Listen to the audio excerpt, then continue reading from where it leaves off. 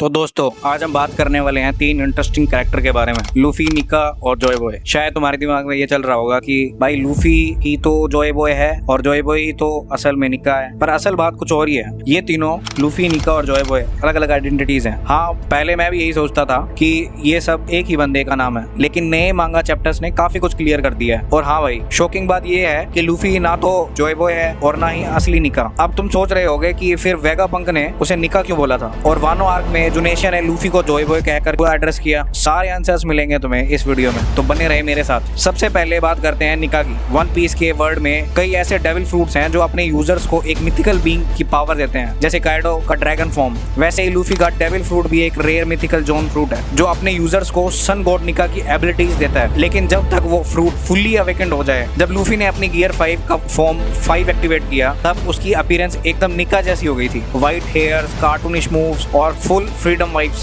इसी वजह से वेगापंक शॉक था, क्योंकि उसके सामने एक ऐसा फॉर्म था जो एक एंशिएंट गॉड जैसा लग रहा था। मांगा के रिसेंट चैप्टर में निका का असली लुक भी दिखाया गया है और हाँ, वो लूफी जैसा ही दिखता है, बस उसके हाथ में एक स्पीयर और शील्ड होता है, जबकि लूफी सिर्फ अपने पंचेस से काम चला लेता है। अब बात करते हैं जॉय बॉय की। जॉय बॉय एक लेजेंडरी फिगर था जो वॉइड सेंचुरी के टाइम एग्जिस्ट करता था, मतलब 800 से 900 साल पहले। उस वक्त का पहला पायरेट कह लो या फ्रीडम वॉरियर। उसके पास भी वही डेविल फ्रूट था जो आज लूफी के पास है, और उसने भी उस फ्रूट को अवेकन किया था। जब जॉय बॉय अपनी अवेकन फॉर्म में होता था, तब उसकी हार्टबीट से ड्रम्स ऑफ लिबरेशन बजते थे, वही ड्रम जो वानो आर्क में लूफी की हार्टबीट से बजने लगे थे। इसी वजह से जुनेशिया ने कहा था जॉय बॉय हैज रिटर्न, लेकिन एक्चुअली जुनेशिया कंफ्यूज हो गया था, क्योंकि उसने ड्रम सुने थे और अज्यूम किया कि जॉय बॉय वापस आ गया है। लेकिन ये बात पक्की है कि लूफी जॉय बॉय की विल को कैरी करता है बिना खुद जाने। जैसे जॉय बॉय ने एक टाइम पे मल्टीपल रेसिस के लोगों को इकट्ठा करके इमू के अगेंस्ट में फाइट की थी, वैसे ही आज लूफी भी अलग अलग रेसिस के लोगों को रिस्पेक्ट और सपोर्ट से जीत रहा है। लूफी ने एलाबास्टा, ड्रेसरोसा, वानो जैसे